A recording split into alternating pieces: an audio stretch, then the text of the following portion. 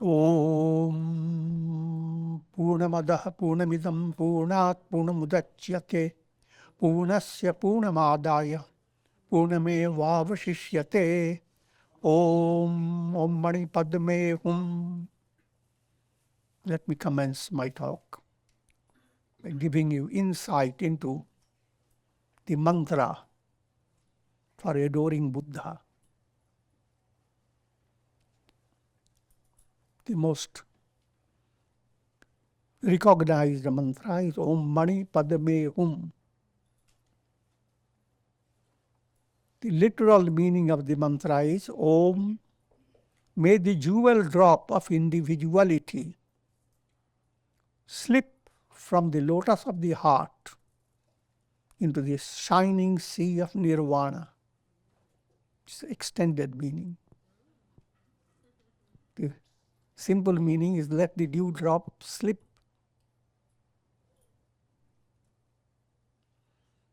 The jewel drop of individuality.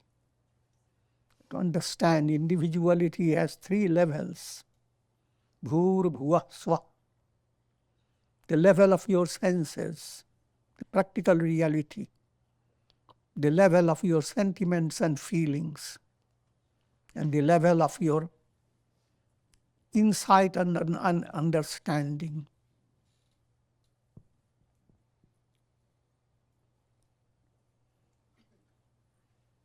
And all this go to constitute your individuality. And it is as transient as a dewdrop on a lotus leaf. Keep it transient. Don't let it stick.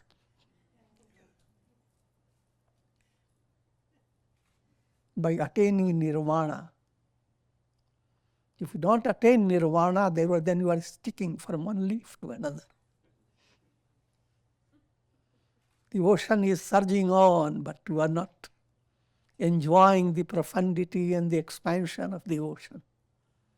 But you are sticking from one illusion, 3-aspected illusion, the body, mind, intellect, ego. The illusion created by these is just a dewdrop. All that you attain on the basis of your personality, what do you attain? When this history gets exploded, and it is blown away. Imagine humanity, suppose, just giving you a simple allegorical imagination. Imagine all the problems of this earth resolved. Everybody is very happy. Even birds in the air are enjoying it. Is that the goal? In a world where there are millions and trillions of suns, in a world where there are millions of stars, and all stars are like our, don't go after science to exactly verify it. Try to use your imagination. There are countless world systems, countless earth planets, countless souls. They're not all just evolving on the earth planet. They are all. And the whole earth planet has become perfect. Then what's the bigger perfection? It comes to an end. It explodes. And nothing of the earth planet remains. All its history, all its geography, all that is related to it is blown away into a vast vacuum called zero. Shunya. Buddha highlighted his teaching on that basis of shunya. People who didn't go deeper into his teaching They called him nihilist, Shunyavadi. But actually, Buddha's teachings and Vedanta teachings are one and the same. If you study them, they have complementary, supplementary relationship. Buddha calls it nirvana, Vedanta calls it Brahman.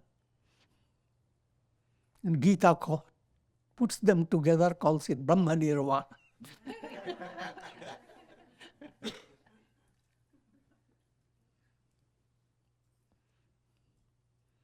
Now, every mantra is a blend of bijaksharas. When you recite mantras, the literal meaning doesn't have prominent influence on your mind. It's every letter of the mantra creates a resonance with your psychic center. And that has been the science behind, mystic science, behind all languages. When you bring out a gentle sentiment, the best of vowels, soothing sounds emanate from your throat. But when you bring about harsh sentiments, the very word harsh, rush, run, riot, quarrel. I'm not talking about this quarrel.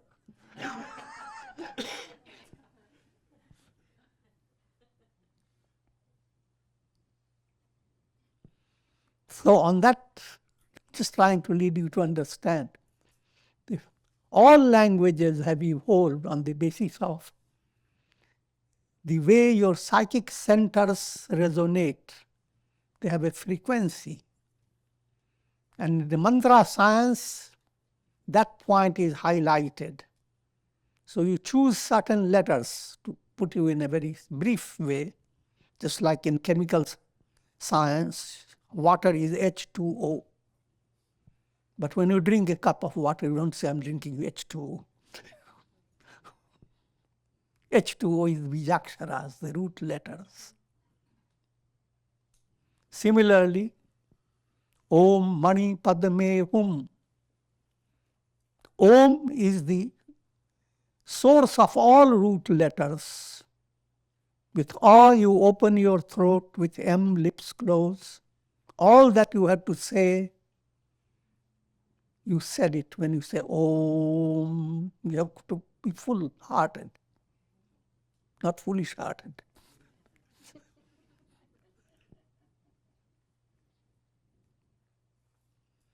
And there's a whole scripture explaining the Om, and I'm not going to that detail now. Mani Padme Hum, Ma. Ma relates to me and mine. That erroneous sense in every individual, highlighting ego with the affirmation, this is me, this is me. And these things are mine. Me and mine, that's the biggest burden that everyone has to carry until you go to sleep. These two move away from your head. Unless you start dreaming, then you bring another set of me and mine. The idea is the me and mine is not your deepest nature. Deep down, you are free of me and mine. Therefore, in Hindu culture, people meeting together, they call namaskar, namaste. They are variations of nama, implying neither me nor mine. All is divine. All is Brahman.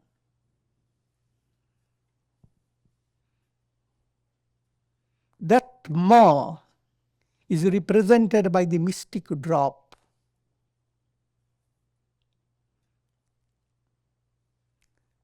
Me and mine, that's like a mystic drop on a lotus leaf, implying it is so transient, so slippery. Ni, Sanskrit word, it's written Ni, but when you pronounce it, it is not ni, it's ni. Just twist your tongue a little.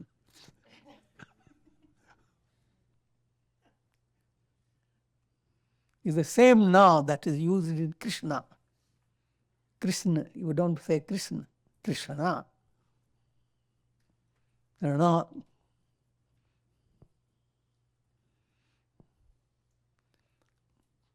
That relates to negation of apparent shine, illusory value. All things are shining.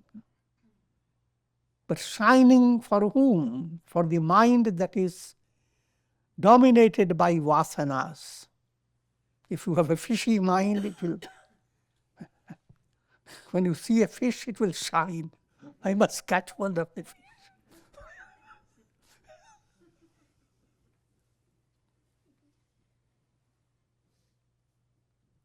All objects of this world and this world, they shine by false values. They are not real.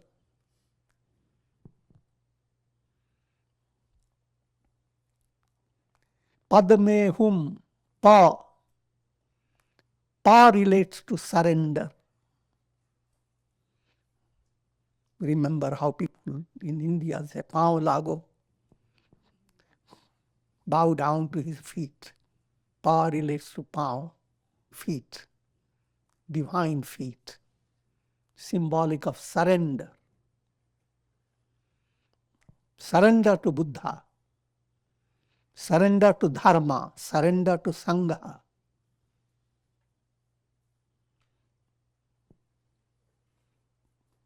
Surrendering to Buddha has 3 stages. In order to surrender to Buddha, you have to walk the path of righteousness. That's called surrender to Dharma. As you walk the path of righteousness, you come in association with those who are advanced. You become linked to a group of devoted personalities called a Sangha.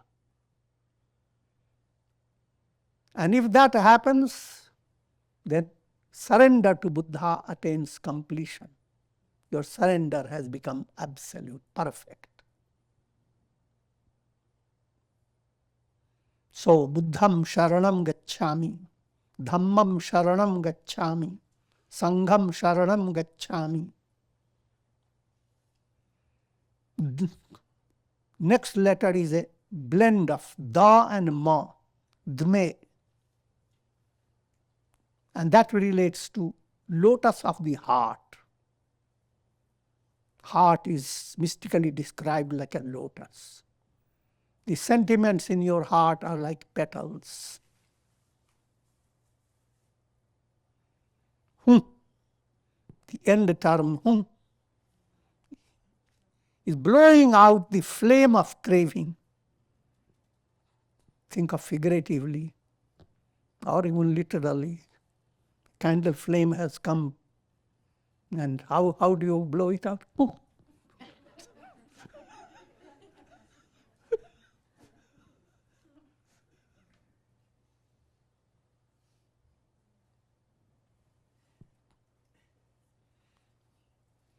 And what you are blowing out, the flame of craving. Craving is called Krishna.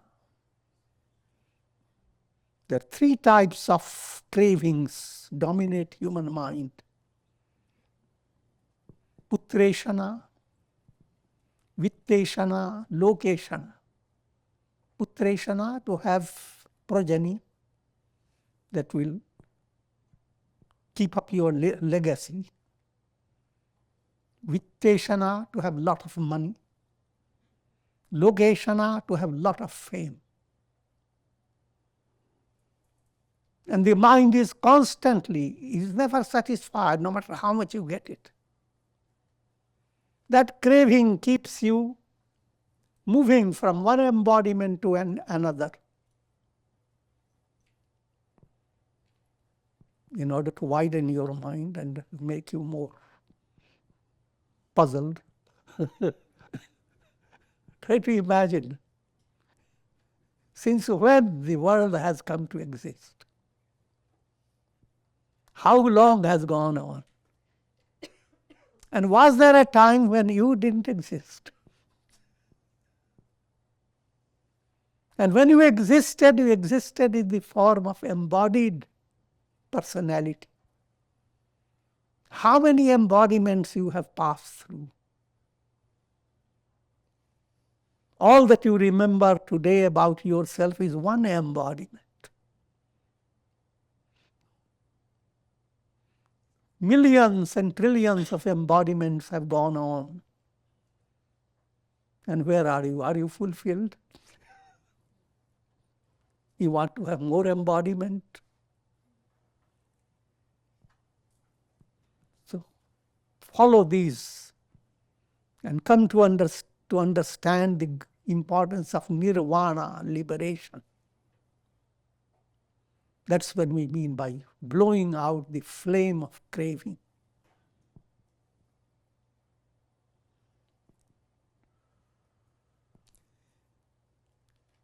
Now, let me come to Buddha's highlighted points in Buddha's life and his teachings.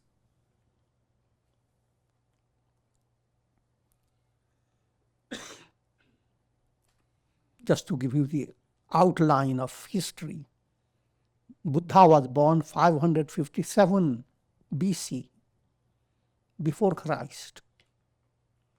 His name was Gautama.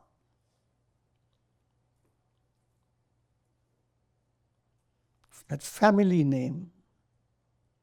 Rather, it's not his own special name. This whole family line was known as Gautama. Gau relates to Upanishads. Upanishadic wisdom, Tama is the highest. The pure wisdom, a line of wisdom. The clan is known as Sakya Muni. Sakya comes from Sakyas. That type of saintly clan that highlights friendliness to all.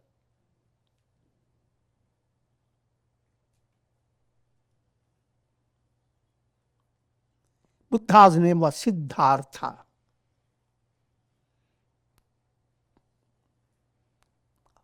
Artha refers to purpose. Siddh, the purpose that has been fulfilled. That again follows the Indian tradition. Everyone is given a divine name. Many turn their name meaningful. Many forget about it.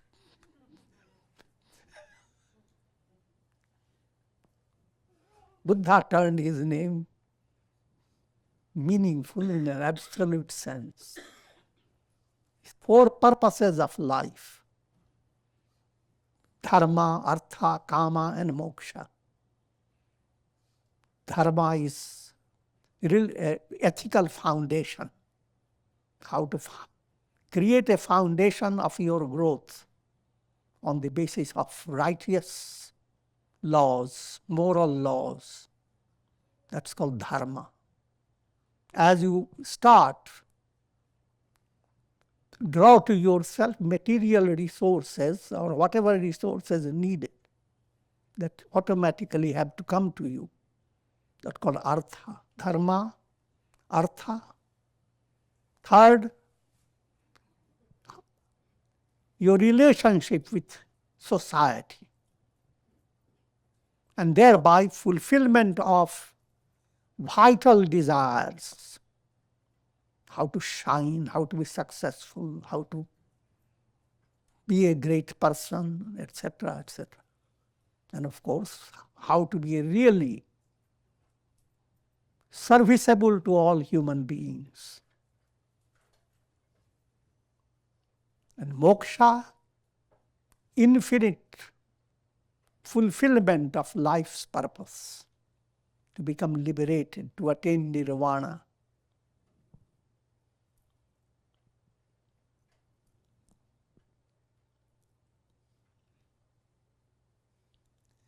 I'll just give you one or two parables relating to Buddha.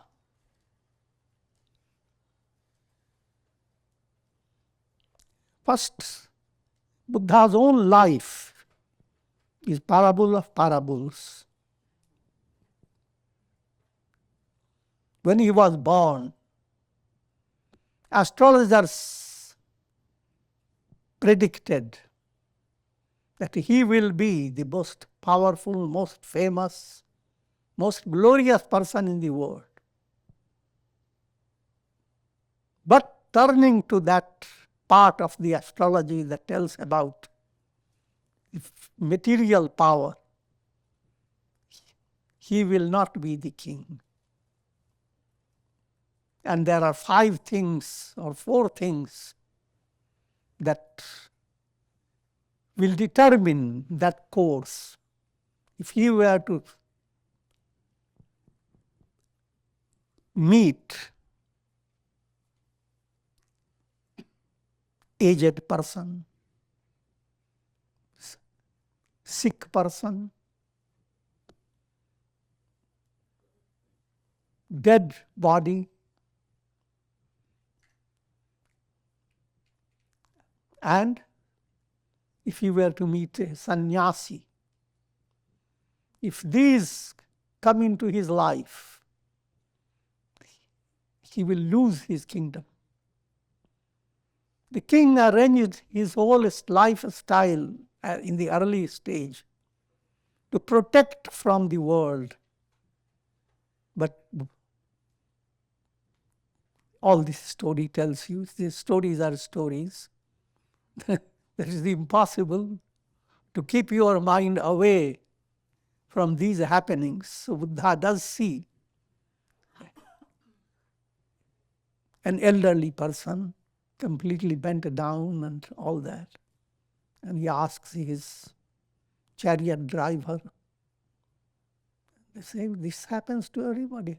Anybody who is born will ultimately get gray hair.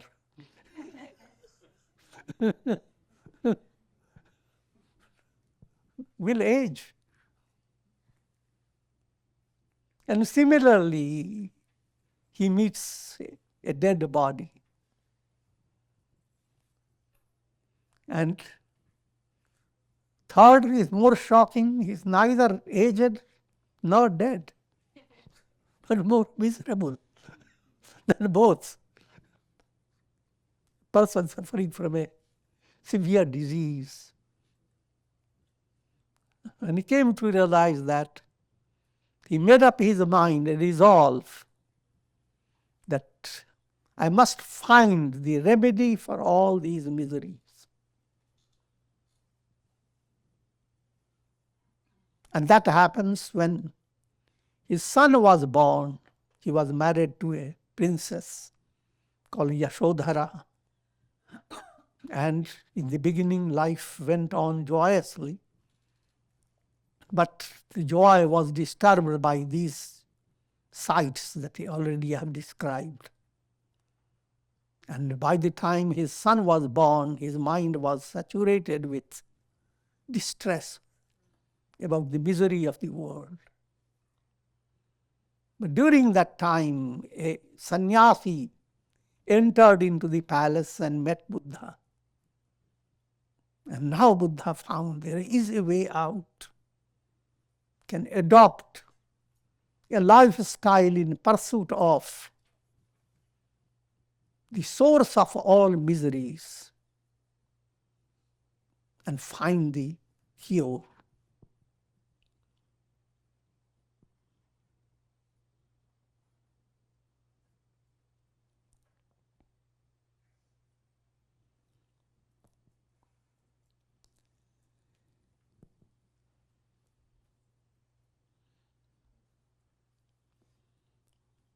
And I'm cutting short this story so that can give you more philosophy of Buddha. Buddha entered into intense sadhana, austerity. In the beginning, he adopted serious austerity until one day he saw 3 musicians passing by, and they were singing with their veenas. And the song was, "Do not tune your veena too tight, it will break. Do not tune your veena too loose, there will be no music. Tune your veena in moderation, neither too tight nor too loose, and enjoy the music." Buddha learned from this. When you do sadhana, do not stress yourself so much that your nervous system breaks down. Nor should you become so indulgent that nervous system becomes too loose. But what's known as madhyam marg, moderation.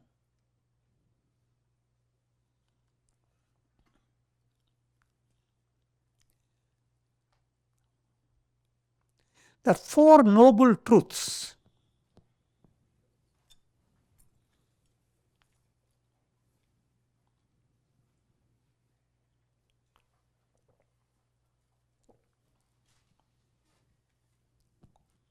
Chatvari Arya Satyani. All philosophical systems focus their attention on 4 great points. Here, what is to be abandoned? And that's, without my going into too much detail, pain is to be abandoned. Janma mrityu jara vyadhi dukkha doshanu darshanam.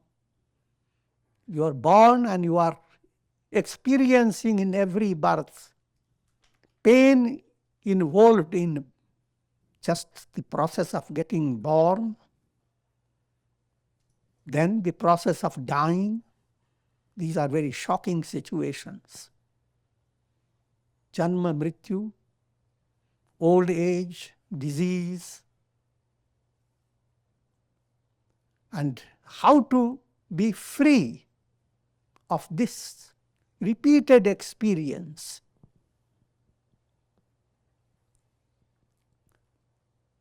So this first point is called heya, that's to be abandoned, pain.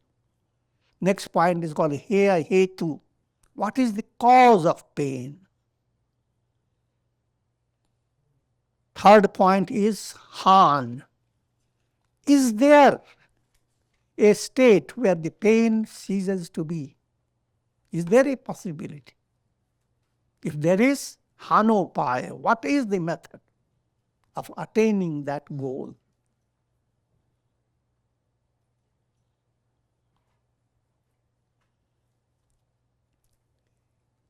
In Buddhist terms, these 4 are termed as dukkha. First is dukkha, pain. Second, dukkha samudaya, cause of pain. Third, dukkha nirodha, cessation of pain, that's nirvana. Fourth, dukkha nirodha gamini pratipad.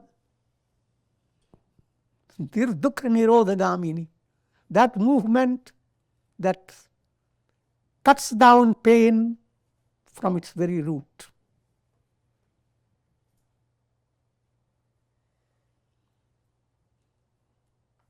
And I will highlight that last stage to give you light on Buddha's teachings.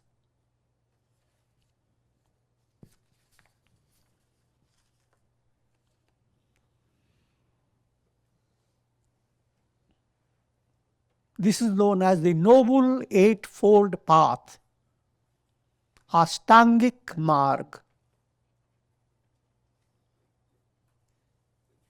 First of these eight aspected movement is called Samyak Drishti, right views. Right views is to allow your mind to understand the need of attaining liberation. And human personality is a blend of body, feelings, perceptions, samskaras. That's what I term them as bhur bhuva swa. The physical realities, sentimental realities, rational realities. This is your life. Turn your attention to life and what it is all about. Look into the fabric of the life. Just like when you wear a cloth, look into the fabric.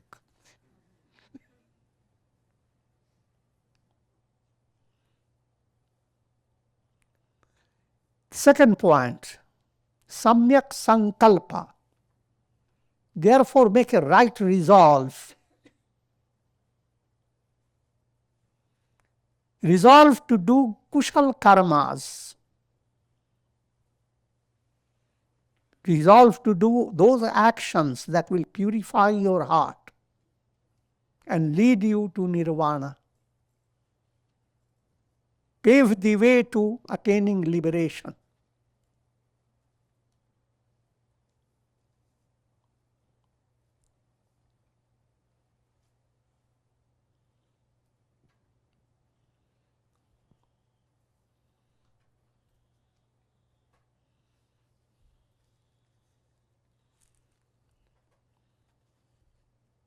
And resolve to purify yourself by thought, word, and deed. All these are given in a very broad explanations. I'm giving you very short. Third of the Ashtangik Marg is Samyak Vacha. Vacha means speech. Not to commit sinful karma. Not simple karma, sinful karma. By your thought, word, and deed. Avoid falsehood, backbiting. Don't bite like cats from behind the back. I'm joking.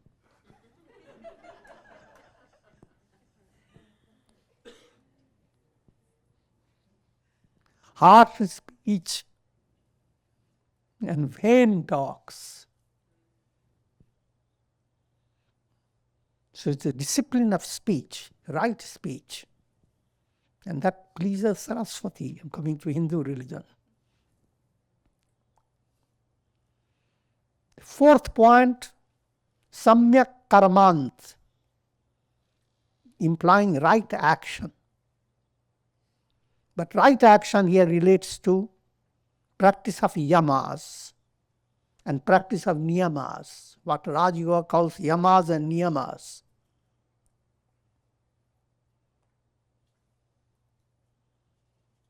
Don't kill, don't steal.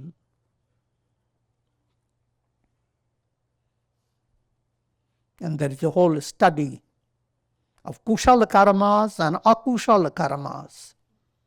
Karmas that will purify your heart.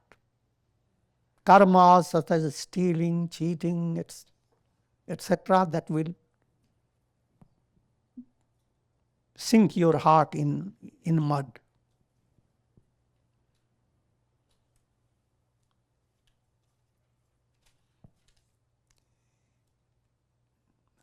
Next is called Ajiva, right livelihood, Samyak Ajiva.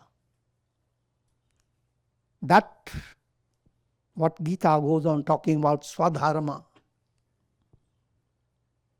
Pure livelihood. Avoid akushal karma, karma that is degrading, and perform karma by your body, speech and mind, karma that is uplifting.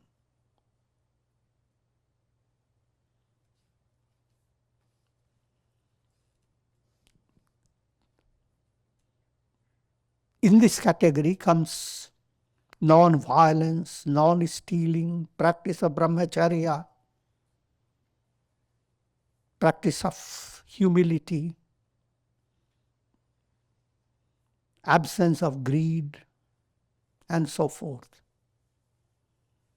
Sixth point is samyak vyayam, right effort. In Buddhistic language, do shobhan udyog. Udyog is effort.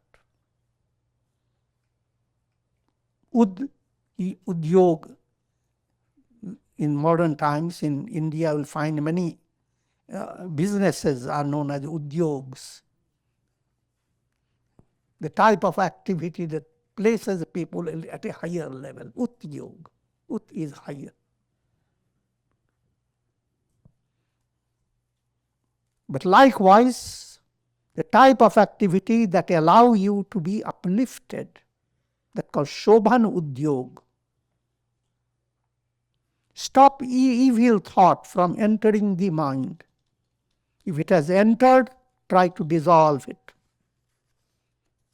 Permit good thought, develop it, lead it to perfection. Seventh point, samyak smriti, right mindfulness. Smriti, word you have heard, we generally term it as memory. But in this context, it's mindfulness. To become aware of how your physical body is, aware of how your sentiments are, aware of how your ego is behaving, aware of what will be the consequences of all that.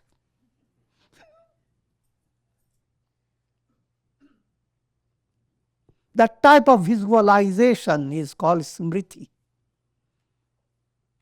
And that's described as right mindfulness.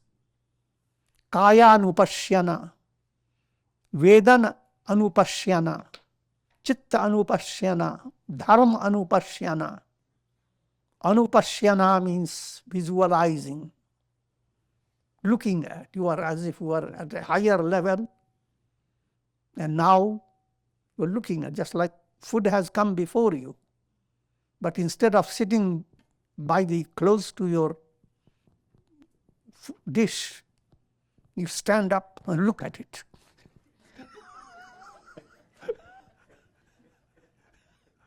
Don't use your tongue or teeth. What are the things have you given? Broccoli, cauliflower, soup, mushrooms. That's called anupashyana. Similarly, you are visualizing. That requires a detached way of looking at your personality without being affected by it. Vedanta also uses the term sakshi bhav, be a witness.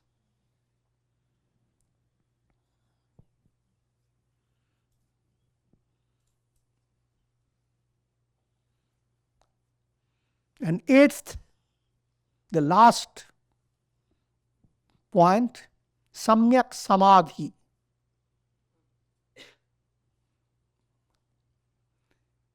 That stage is reached when you have purified your body,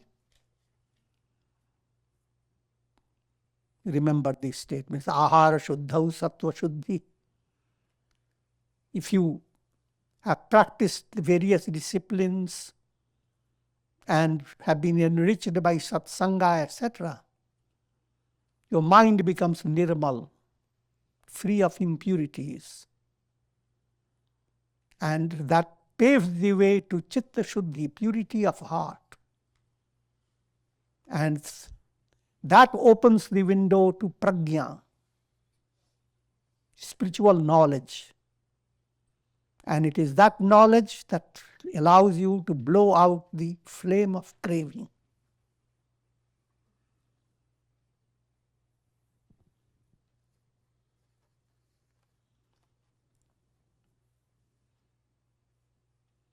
So this is known as Ashtangika Marg. Right views, right resolve, right speech, right action, right livelihood, right effort, right mindfulness, right contemplation. These translations sometimes may have some variations. Don't worry about them.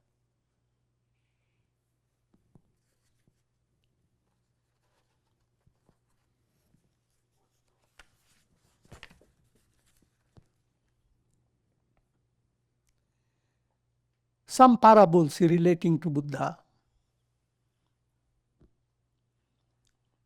Once Buddha was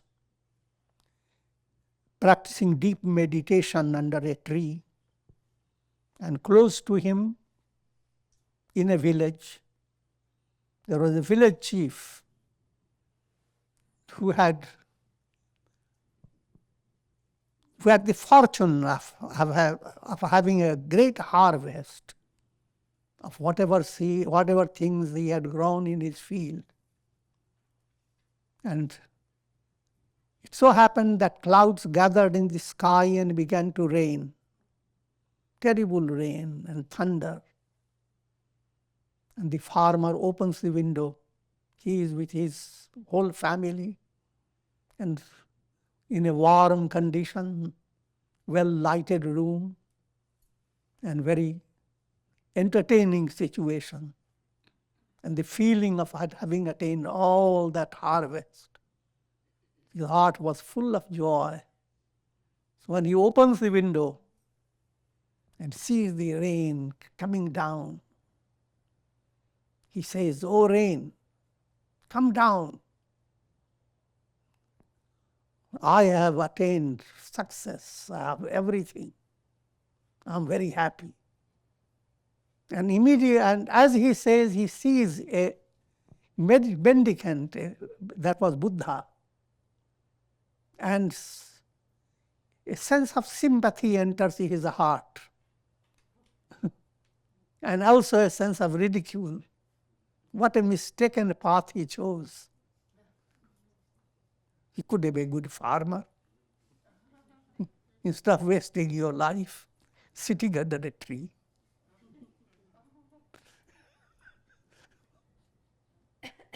And so he started chanting his song loudly.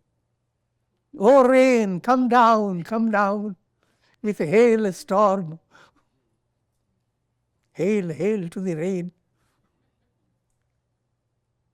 I have sown seeds, reaped the great harvest. I have nothing to worry about. Come down." Buddha realized what was going on. And suddenly he began to shout out and say, "Oh rain, come down, come down. I have also prepared the field of the mind, sowed the seeds of virtues, and I have harvested nirvana. All my miseries have terminated. O rain, come down." When he heard that, farmer, something sensitive in him was touched by Buddha's words.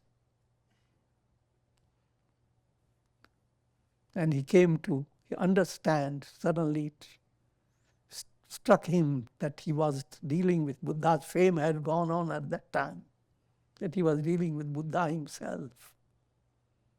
And it didn't take much time for him to understand that he was gloating over things that are transient. He comes down and adores Buddha, receives his blessings and follows the order of Buddha. Another parable is Buddha teaching different disciples in different ways. One disciple comes and Buddha teaches, there's nothing but void, shunya.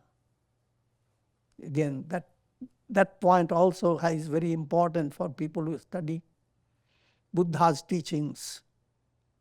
Even many Buddhists, they have not understood it well.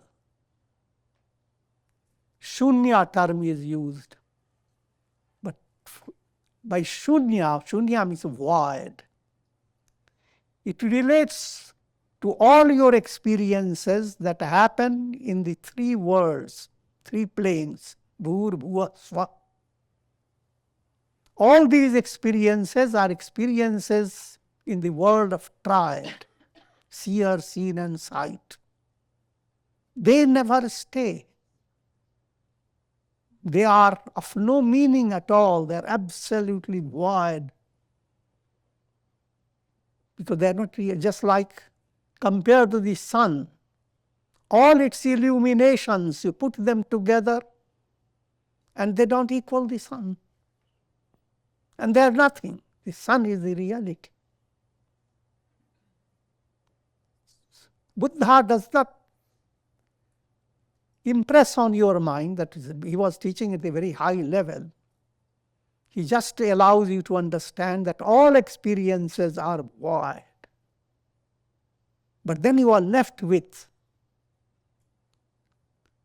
the source, the transcendence of all experiences, which cannot be described by letters. That's what Vedanta points out as Brahman, the Absolute. But even when you use the word Brahman, it's word, and you have to go deep to realize Brahman. When you realize Brahman, you are not saying, Brahman, Brahman, have you come to be?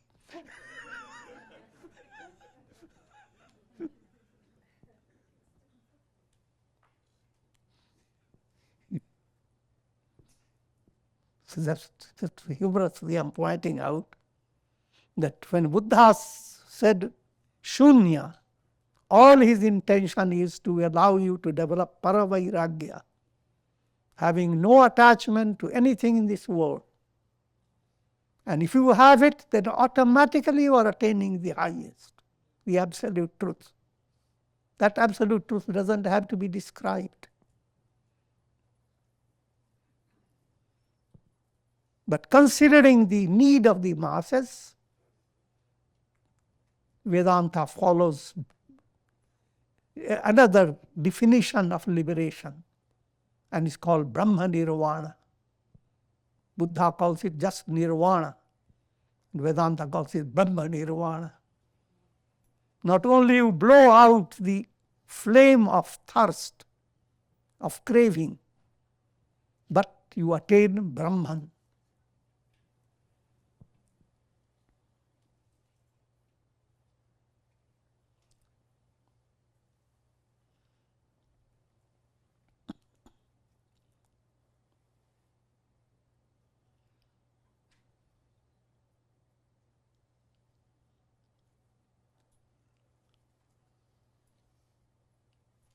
Now I was describing the different adhikaris.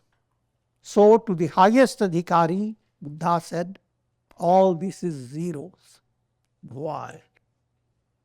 To another one, after that one person had finished his appointment with Buddha, I'm using a modern language, the second one came in, and Buddha says, All this world is in the mind. Mind is the reality, not the objects. Objects are your ideas being projected. They are not realities. And the disciple understands it, thanks Buddha, and goes on. Third disciple comes, and Buddha says, both are real, the mental and the physical. So do not be in disorder. Do not deal with physical reality in an unskilled manner. Develop dexterity, perform your duties well, and allow the external world around you to change to your benefit, as well as you start developing your internal advancement. And then comes, after his is over, a person comes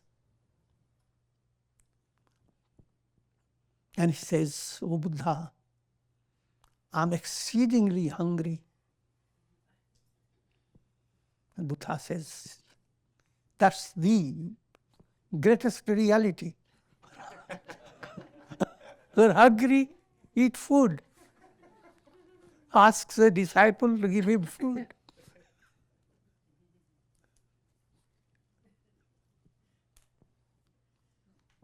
There was a close disciple of Buddha, in modern terms, secretary of Buddha, known as Ananda.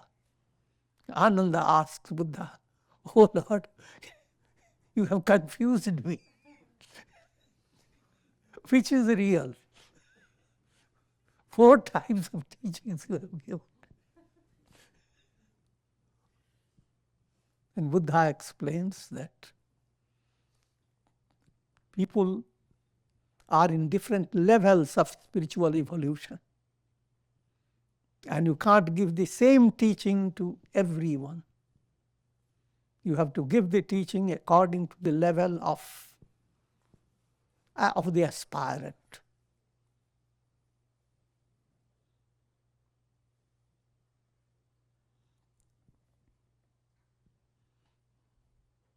And then there is another popular parable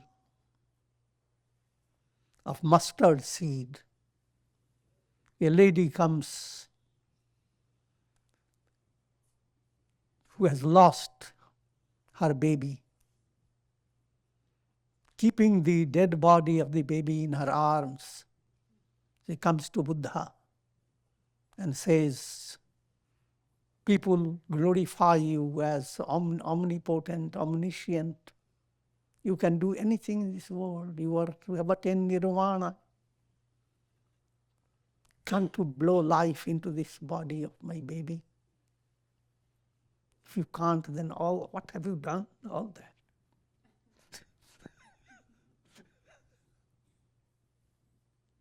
And Buddha says, "I will gladly do it. But can you do something for it? I just want you to bring a handful of mustard seeds. That's all." He said, "That's all?" Her eyes brightened up.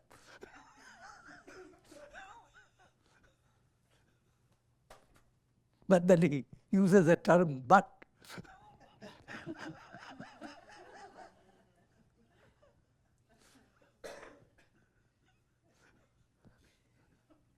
Bring the alms from that family where nobody has died.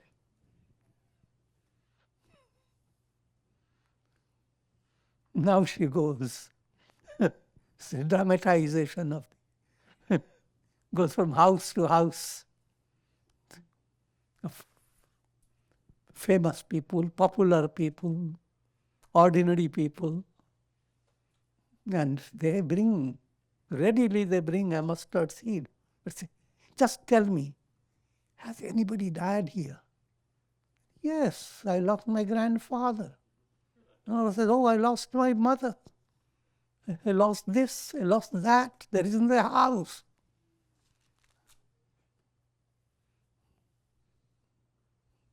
And then ultimately she comes back to Buddha and says, "Oh Buddha, I don't need my baby to be born to die. Teach me nirvana."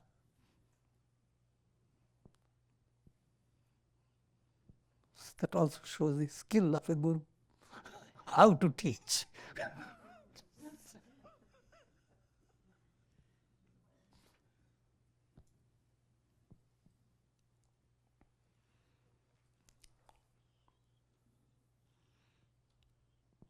And I'll recite one quotation from a Dhammapada. Dhammapada is like the Bible of Buddhism. Atma hi atmano natha, ko hi natha parah syat, atmanaiva sudantena natham labhate durlabham. Atma is the Lord of one's own self. Atma is your self, your soul. None else can be the ruler of oneself. By conquering the self, one attains nirvana, which is the highest attainment. And with this, I will conclude. May the grace of Buddha shower on all of you. Om Buddham Sharanam Gacchami, Dhammam Sharanam Gacchami, Sangham Sharanam Gacchami. Om Namah Shivaya.